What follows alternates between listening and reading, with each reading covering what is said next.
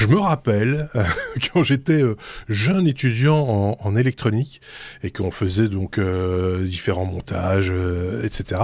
On mettait évidemment des LED, des petits voyants LED. La petite LED rouge, c'était le classique. Hein, mais ceux qui avaient plus de sous ou dont les parents avaient beaucoup de sous, ils allaient chercher une petite LED bleue. Et ça, c'était le Graal, la LED, la LED bleue, parce que c'était rare. Je vous parle de ça, évidemment, c'était il y a plus de 40 ans.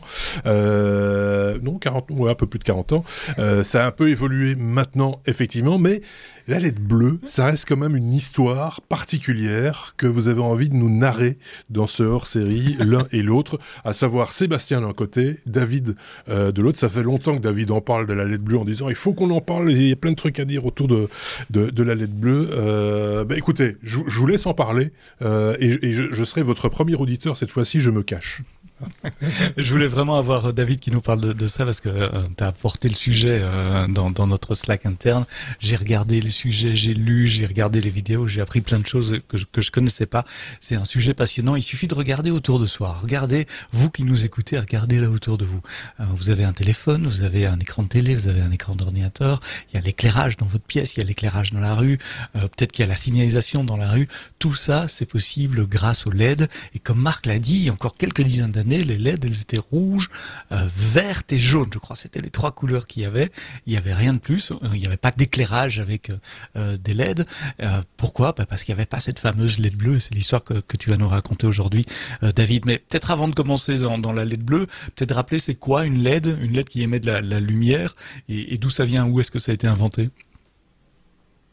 Une LED, c'est un dispositif qui génère de la lumière grâce à un semi-conducteur. Et donc, les semi-conducteurs, une LED, en fait, c'est une diode. LED, ça veut dire Light Emitting Diode. Il y a une jonction PN, positif-négatif, entre deux semi-conducteurs. Et en quelque sorte, il y a une partie où il y a des électrons en trop et l'autre côté, des électrons trop peu. Donc, il y a des trous d'un côté, il y a des électrons de l'autre. Sauf que il faut les électrons, ils ont envie de sauter dans les trous qui sont disponibles pour ceux qui sont en trop. Et ils ne savent pas parce qu'il y a une sorte de barrière. Et cette barrière, c'est ce qu'on appelle le band gap.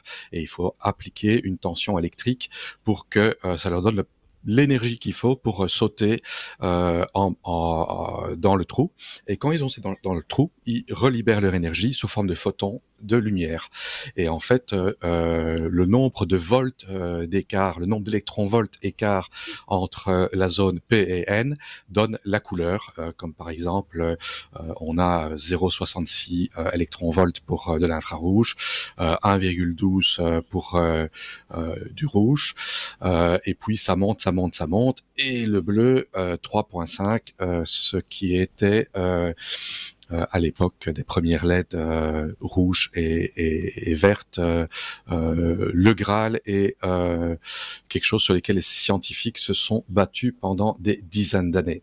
La première LED 1962, hein, c'est ça, ouais. 62, c'était Nick Holoniak qui a inventé la première LED visible rouge, et c'est Monsanto qui a les ingénieurs de Monsanto qui ont inventé la LED verte par après.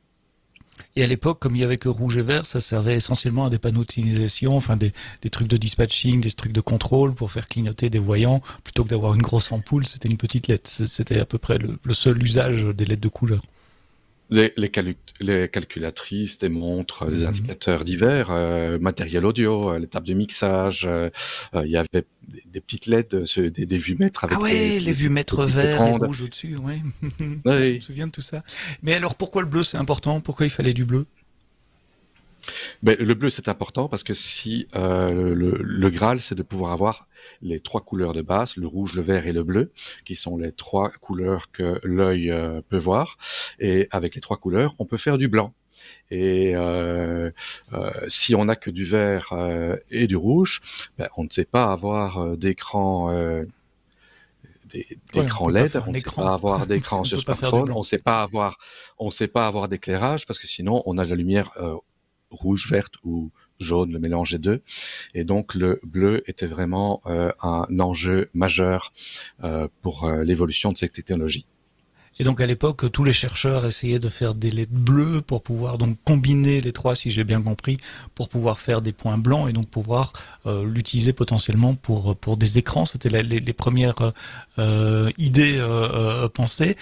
Pourquoi c'est compliqué de faire du bleu?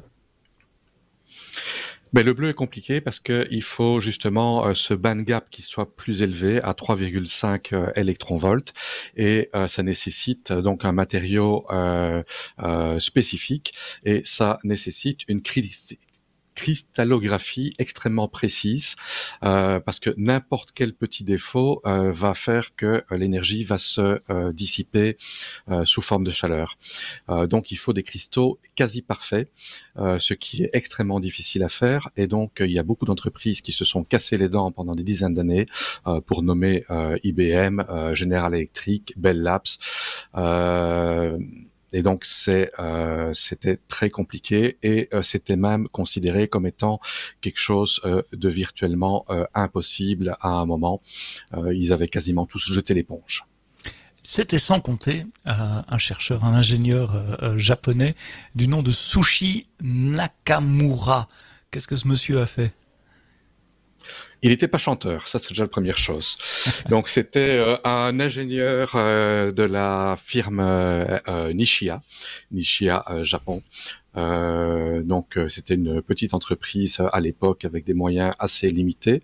Lui, c'était un petit peu un savant fou qui avait son laboratoire avec de l'équipement bricolé où il y a eu plusieurs explosions suite à des fuites de phosphore. Donc c'était un environnement assez instable et dangereux. Mais par contre, il était dans les bonnes grâces du patron à l'époque qui était Nobuo Ogawa et Nobuo Ogawa, qui était quelqu'un qui était pour récompenser la recherche et faire des paris. Et il a été voir son patron et il lui a dit moi, je vais m'attaquer au LED bleu. Mais il était physicien à la base, il avait un PhD, il était compétent pour se lancer dans ce genre de recherche. Apparemment, il avait un diplôme universitaire, mais pas un PhD. Donc, un ingénieur, mais sans PhD. Et donc, il a demandé à son patron de l'envoyer en Floride parce que Nakamura avait un collègue qui avait commencé à travailler dans un laboratoire en Floride avec une nouvelle technique de création de cristaux, MOCVD, donc Metal Organic Chemical Vapor Deposition. C'est une sorte de four qui on injecte du gaz et avec la chaleur, le gaz se dépose sur un substrat pour former un cristal couche par couche, ce qui permet de créer des cristaux assez précis. Et donc Nakamura est parti là-bas en Floride et il est resté 1 an sur place. Il s'est fait stigmatiser par les autres chercheurs parce que eux avaient tous un PhD et lui pas. Et on lui a fait faire un travail de larbin, 10 mois sur 12. Il a passé son système, il a passé son temps à assembler un nouveau système à partir de zéro parce que on ne le laissait pas utiliser le four MOCVD qui était fonctionnel. On le considérait comme un technicien de bas niveau et ça n'a fait que le motiver à aller de l'avant et à obtenir par après son PhD. Alors tout ça, j'en ai parlé autour de moi avant l'enregistrement aujourd'hui, et mon épouse me disait, oui, mais tu parles des années 30 là, et non, on parle fin des années 80. Alors d'accord, c'est le siècle passé, mais c'est il y a 40 ans, quoi, même pas. Il y a même pas, oui, en effet. Il est rentré du Japon en 89, donc il n'y a pas si longtemps que ça, enfin, en tout cas pour nous. Et donc, il est rentré au Japon avec 2 choses, avec une commande pour un four MOCVD pour Nishia et une ferveur d'avoir son doctorat. Et au Japon, il faut savoir qu'il n'y avait pas besoin de faire des études universitaires longues pour avoir un doctorat. Tout ce qui suffisait, c'est d'avoir 5 publications dans des journaux scientifiques pour avoir un doctorat d'office. Et donc voilà, il s'est lancé avec son nouveau four sur la trace des LED bleus, et il y avait deux matériaux qui avaient été considérés par les scientifiques pour créer les LED bleus, parce que étant donné qu'il faut avoir un band gap de 3,5 électronvolts, on savait quels étaient les matériaux qui étaient physiquement candidats. Il y avait le séléniure de zinc et le nitrure de gallium. Les scientifiques se sont cassés les dents sur le nitrure de gallium et l'ont considéré comme étant pas la voie à suivre, parce que le meilleur résultat qu'ils avaient, c'était un déplacement de 16% sur la structure cristalline, ce qui était vraiment de trop, alors que le séléniure de zinc, ils étaient à 0,3%. Mais malgré tout, c'était très très très loin de ce qui était nécessaire que pour avoir un cristal suffisamment pur que pour avoir une LED bleue. Et donc, comment il s'en est sorti quelle était l'avancée déterminante qui lui a permis de trouver la solution? Il a été dans un salon de physique appliquée au Japon, où il y avait d'une partie des gens qui étaient sur le séléniure de zinc. Il y avait 500 personnes, et de notre côté le nitrure de gallium, où il y avait que 5 personnes. Parmi ces 5 personnes, il y avait Isamu Akazaki et Hiroshi Amano, qui eux étaient fervents de la technologie nitrure de gallium, ou GAN, je pense qu'on connaît le terme maintenant, parce que il y a beaucoup de chargeurs modernes maintenant qui utilisent cette technologie-là. Et eux avaient, il y avait 3 défis pour cette technologie. Première chose, c'est d'avoir une structure cristalline assez parfaite. Deuxième chose, c'est qu'il faut avoir des semi-conducteurs de type N et de type P pour que ça fonctionne. Et le type N semblait possible, mais le type P, ça échappait à tout le monde. Et la troisième chose, c'était d'avoir un rendement suffisant. Et donc, eux avaient attaqué la première chose, c'est qu'ils avaient découvert qu'en utilisant une couche de nitrure d'aluminium, ça permettait de créer des cristaux de meilleure qualité. Donc, Nakamura s'est lancé là-dessus, et pendant 6 mois, il a essayé de reproduire ce que Isamu Akazaki et Amano avaient découvert, sans succès. Pendant 6 mois, tous les jours, de 7h du matin à 7h du soir, 7 jours sur 7, en prenant juste le nouvel an comme congé, il s'est casser la tête dans son four, mais il avait un avantage, c'est que étant donné qu'il avait passé quasiment 1 an à construire un four à partir de zéro, tous les jours il faisait des ajustements, la matinée il faisait des ajustements, l'après-midi il faisait des essais, et après 6 mois il a réussi à avoir un échantillon de nitrure de gallium de très bonne qualité, et c'était un tout premier succès. Donc c'est vraiment un exemple de persévérance et de dédication, enfin de rester dédié sur sa tâche. Après ce premier succès, il faut encore passer à l'industrialisation à grande échelle. Il a pu compter sur son entreprise pour faire ça? Après le premier succès, il y avait le problème d'avoir le type de semi-conducteur de type P. Donc c'était un tout premier succès. Il a trouvé plusieurs manières, parce que là, évidemment, il y avait également les 2 autres chercheurs, Asaki et Amano, qui avaient trouvé qu'en fait, en bombardant avec un canon à électrons un cristal, ça permettait de faire un cristal de type P, mais seulement c'était industriellement pas faisable.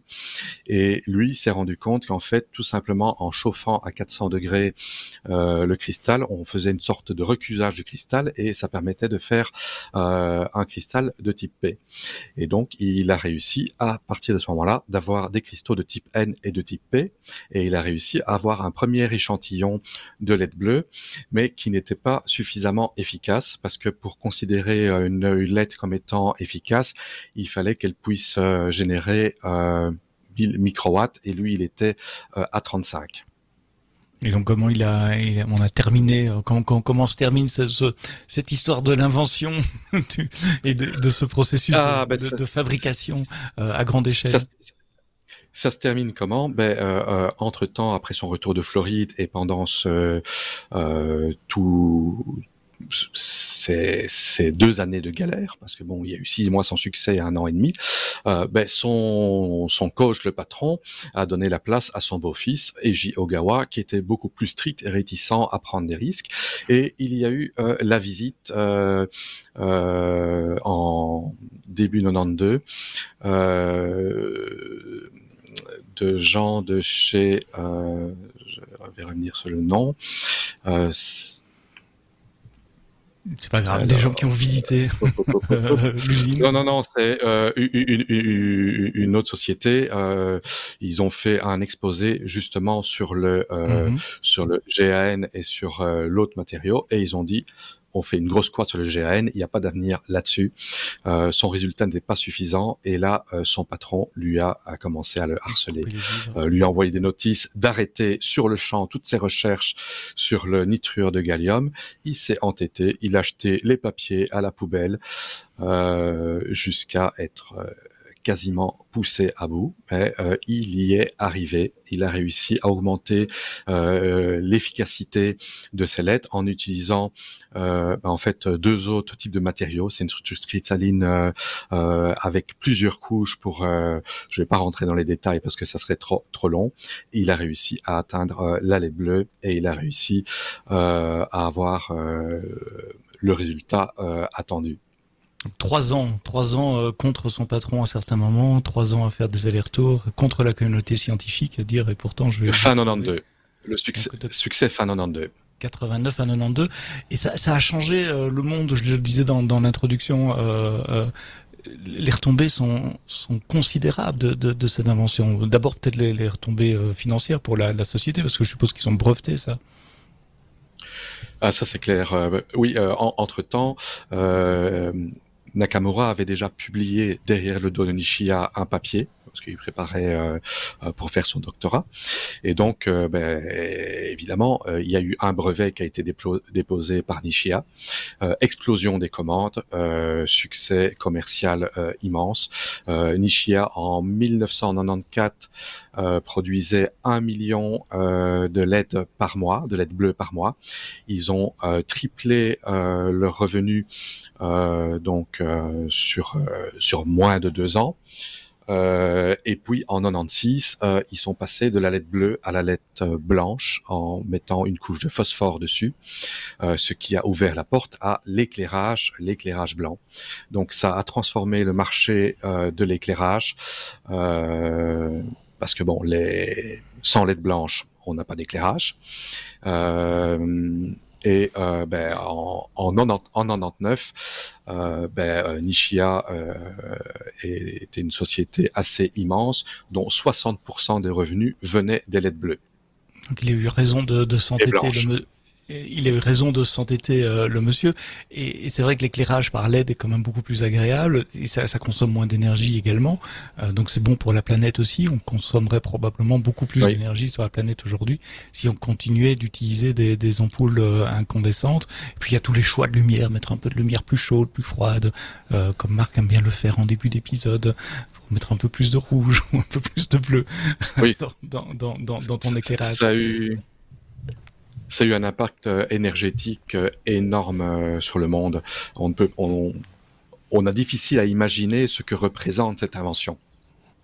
Ah si on l'imagine bien. Moi, je l'imagine bien. Enfin, c'est quand même une révolution, il faut le reconnaître. Parce qu'entre les LED d'éclairage et la lampe à incandescence, on est quand même passé par des phases... L'halogène.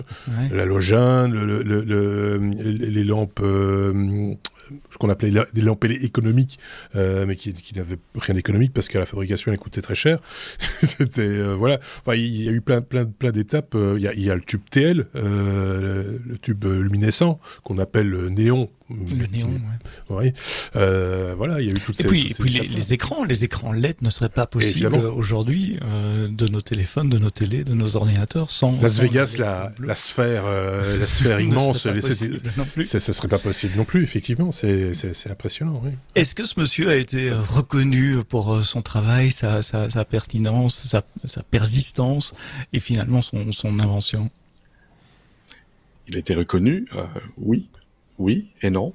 En fait, Nishia lui a donné un bonus de $170 pour le brevet. Oh, voilà. Bravo.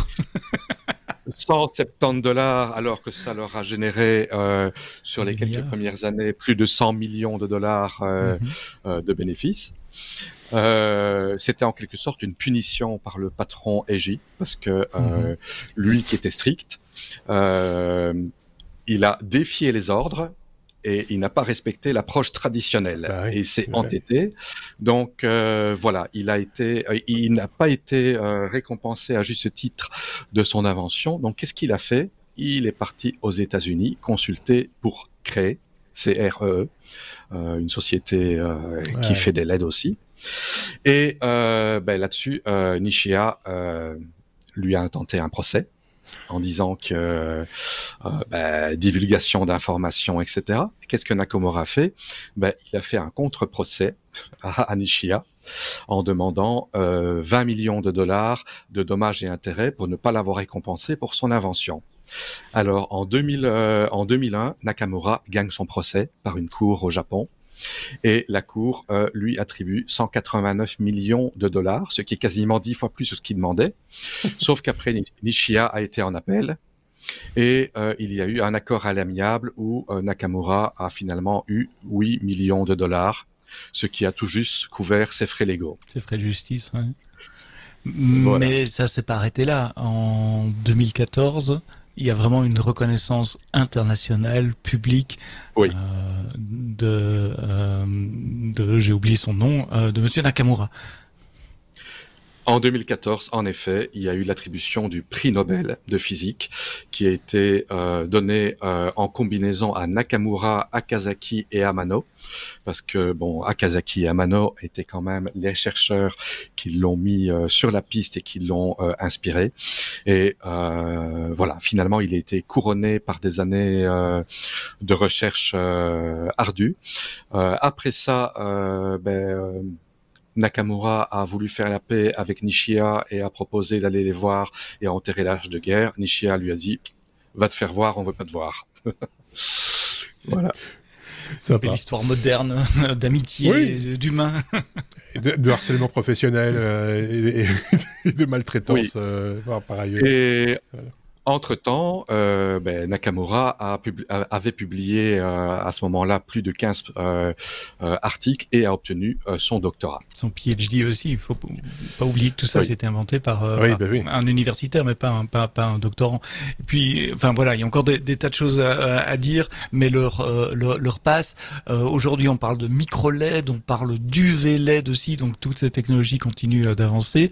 L'UV LED, elles se sont rendues très populaires auprès du grand public pendant la crise du Covid. Vous savez, c'était ces LED bleus qui, soi-disant, aidaient à stériliser des objets. On mettait des objets dans des boîtes à UV LED. Donc, il y a encore plein de champs de recherche autour des LED, autour de l'éclairage, autour de la consommation de ces LED.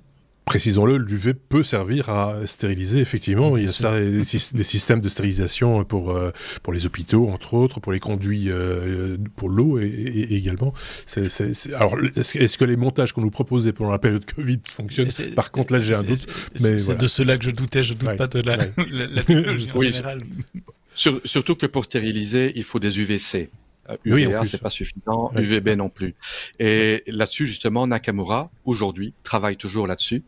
Et c'est son challenge, c'est d'arriver à avoir des UVC, des LED UVC qui sont efficaces, parce qu'aujourd'hui, les lampes au mercure sont toujours ce qu'il y a de plus efficace pour l'UVC. Et pour stériliser. On consomme beaucoup. C'est un héros technologique des temps modernes, ce monsieur. Il me fait penser un peu à Tesla, qui est pas enfin qui est un peu Nicolas connu Tesla. maintenant. Nicolas Tesla, bien sûr, pas la voiture, Ouais. qui a aussi révolutionné le monde de l'électricité avec l'invention entre guillemets du courant alternatif, enfin la découverte en tout cas, et le transport sur de longues distances et le début des ondes électromagnétiques pour transporter des informations, faire des radiocommandes, de la télécommande. Monsieur Nakamura est également un héros oublié du XXe siècle. Et tout ça, ça s'est passé il y a pas longtemps. Hein, je répète, les dates, c'était entre 1989 et 92 pour la recherche fondamentale, et puis l'explosion commerciale fin des années 90. Donc il y a moins de 30 ans. Merci David pour cette histoire. Et son prix Nobel en 2014, ça ne fait que 10 ans. Et le prix Nobel, effectivement, il y a juste 10 ans. Je plaçais ça il y a plus longtemps, plutôt milieu des années 80, moi, mais voilà. Comme quoi. Merci en tout cas pour cette épopée historique et technologico-historique de cette histoire de LED. Si vous avez apprécié ça de votre côté, n'hésitez pas à nous le faire savoir. C'est un petit peu notre récompense à chaque fois. Si vous voulez d'autres sujets du même type, si vous avez des idées un peu particulières, des choses qui nous auraient échappé, je sais pas moi, peut-être un inventeur méconnu et qui pourtant a fait avancer la science et les technologies, n'hésitez pas à nous le faire savoir. Et on essaiera de creuser la question comme mes petits camarades ont l'habitude de le faire. N'oubliez pas aussi de vous abonner, comme toujours, mettre des pouces sur YouTube, des étoiles sur les applications de plateforme. Ça nous permet aussi d'être plus découvrables. Je ne sais pas si on dit ça comme ça. En tout cas, de faire en sorte que les gens nous découvrent. Voilà. Et d'être plus nombreux encore. Merci à tous les deux. Sébastien, merci David. Et on se dit à très bientôt pour de nouvelles aventures. Salut.